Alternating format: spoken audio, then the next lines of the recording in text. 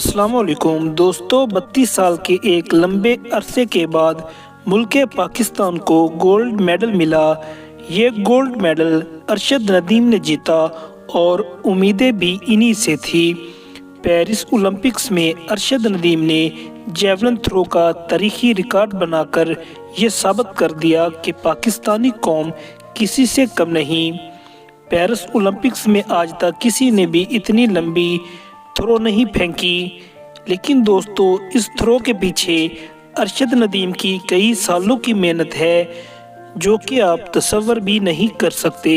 پاکستان کے شہر میاں چنو میں پیدا ہونے والے ارشد ندیم کے پاس پیسے نہیں ہوا کرتے تھے اور نہ ہی کوئی وسائل تھے۔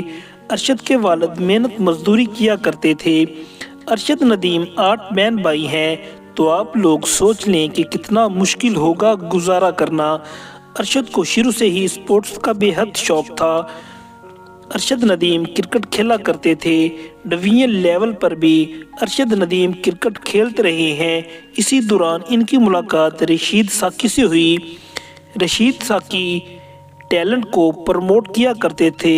رشید ساکی نے ارشد ندیم کی ہمت بڑھائی اور کہا کہ ارشد آپ ایتھلیٹس میں آ جاؤ۔ اسی طرح ارشد ندیم نے جیولن تھرو پھینکنا شروع کر دی۔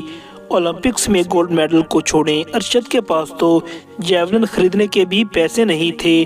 گاؤں کے لوگ پیسے اکٹھے کر کے ارشد ندیم کو باہر کے شہروں میں کھیلنے کے لیے بھیجتے تھے۔ پیرس اولمپکس جیتنے کے پیچھے بہت سی کہانیاں چھپی ہوئی ہیں۔ ارشد ندیم نے 2015 میں جیولن تھرو کے ایونٹس میں حصہ لینا شروع کر دیا۔ ارشد کو اسکالرشپ ملتی رہی اور یوں وہ آگے بڑھتے رہے۔